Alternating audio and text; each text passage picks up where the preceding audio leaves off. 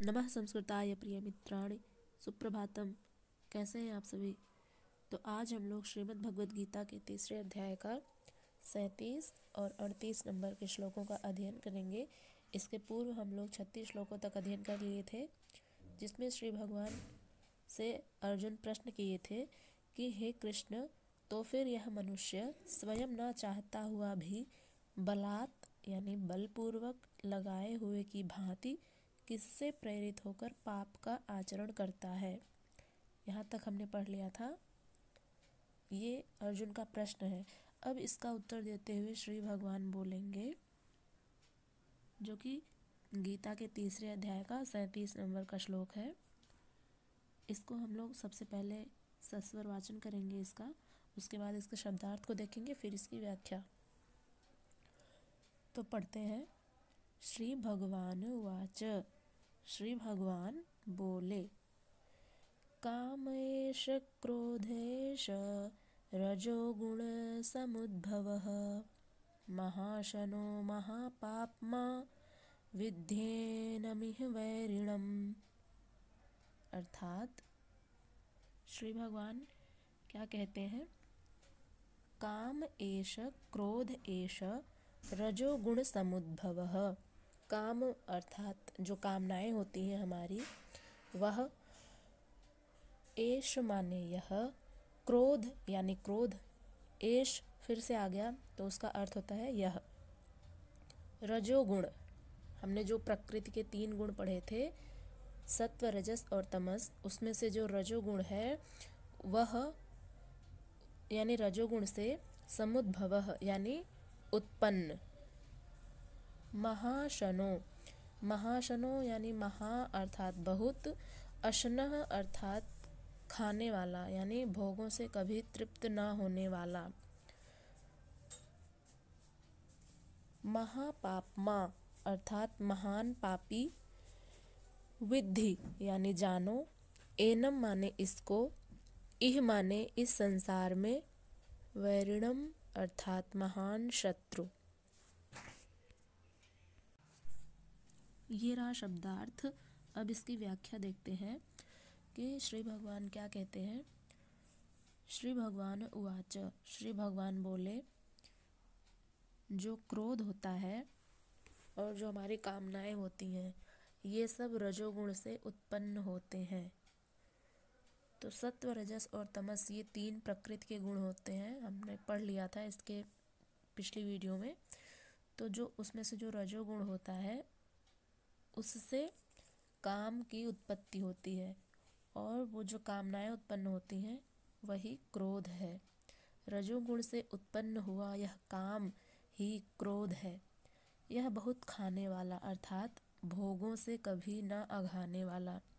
कहने का भाव यह है कि जो लोग आसक्त हो जाते हैं, जो भोग और ऐश्वर्य के प्रति जिनका लालच बढ़ता ही चला जाता है, अघाने वाला अर्थात कभी तृप्त ना होने वाला, उसको कहते हैं। और वो बहुत बड़ा पापी है। इसको ही तू इस विषय में वैरी जान। किस विषय में? तो जो अभी अर्जुन ने प्रश्न किया था कि किससे प्रेरित होकर के मनुष्य पाप का आचरण कर लेता है, तो यही रजोगुण से उत्पन्न जो कामनाएं होती उसी से प्रेरित होकर के जो है मनुष्य कभी भी भोग और ऐश्वर्य से कभी भी तृप्त नहीं होता, बल्कि और ज़्यादा आसक्ति उसकी बढ़ती जाती है। तो इसी विषय में इसको ही यानी रजोगुण को ही तुम वैरी जानो, क्योंकि रजोगुण से ही तो उत्पन्न हुआ। अब अगला श्लोक देखते हैं। अगला श्लोक है 38वां। इसका सस्वर वाचन करते हैं। धूमेनाव्रियते वह्निः यथादर्शो मलेन च यथोल्बेनावृतो गर्भः तथा तेनेदमावृतम्। अर्थात धूमेन, धूमेन अर्थात धुएं से, आवृतये यानी ढक जाती है, वह्निः यानी अग्नि, यथा माने जैसे, दर्शो यानी दर्पण, मलेन यानी मल से, च माने और, यथा माने जिस प्रकार, उल्बेन, उल्ब होता है गर्भाशय, तो उल्बेन यानी इसमें तृतीया विभक्ति लग गई है, तो उल्बेन से गर्भाशय अर्थ होगा। तो उल्बेन यानी कि गर्भाशय से। आवृतः यानी ढका रहता है। गर्भः यानी गर्भ या भ्रूण। तथा माने वैसे ही।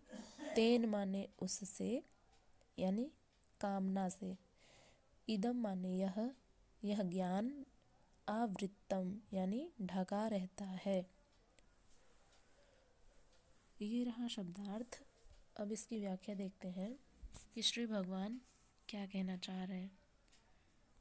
धूमेनाव्रियते वह्निः यथा दर्शो मलेन च, यथोल्बेनावृतो गर्भः तथा तेनेदमावृतम्।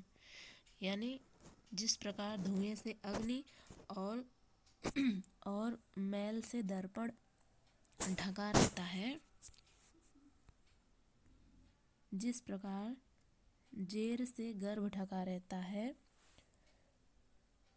जेर यानी कि वही जो मल होता है, उससे गर्भ ढका रहता है जिस प्रकार से, वैसे ही उस काम के द्वारा यह ज्ञान ढका रहता है।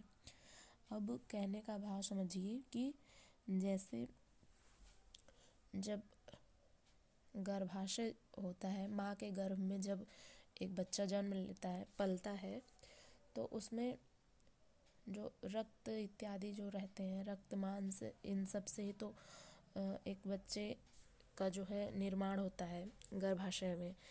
तो वो सब मल ही तो होते हैं।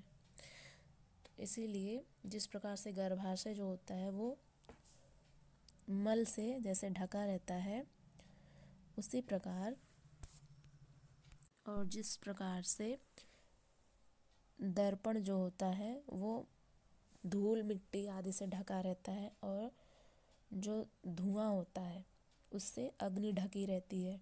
तो ये 3 तरह के उदाहरण बताए भगवान ने कि जैसे धुएं से अग्नि ढकी रहती है, जिस प्रकार से धूल से या मल से दर्पण ढका रहता है, तथा जिस प्रकार गर्भाशय से गर्भ ढका रहता है, उसी प्रकार जो कामनाएं हैं हमारी, उनसे ज्ञान ढका रहता है। यानी कि जैसे एक जो मनुष्य के अंदर जो ज्ञान का जो प्रकाश होता है, वो जब सांसारिक जो भोग और ऐश्वर्य हैं उनकी जब आसक्ति हो जाती है तो वो बढ़ती ही चली जाती है।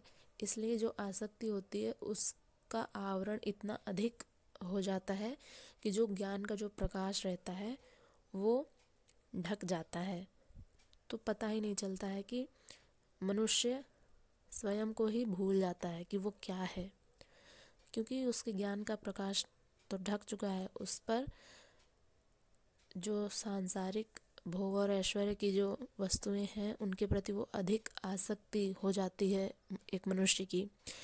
तो यही बात समझाना चाह रहे हैं श्री कृष्ण कि जैसे धुएं से अग्नि ढक जाती है, जिस प्रकार से मल यानी धूल मिट्टी आदि से जैसे दर्पण ढक जाता है, और जैसे गर्भाशय से गर्भ यानी कि भ्रूण ढक जाता है, वैसे ही जो भोग और ऐश्वर्य हैं, जो कामनाएं हैं, उससे यह जो ज्ञान है, मनुष्य का जो ज्ञान होता है वो ढका रहता है। अब आशा करते हैं कि आप लोगों को ये दोनों व्याख्याएं अच्छे से समझ में आ गई होंगी। फिर भी यदि कोई संशय हो तो आप लोग पूछ सकते हैं। अब हम लोग मिलेंगे अगली वीडियो में। तब तक के लिए नमः संस्कृताय, और अपना ध्यान रखिएगा।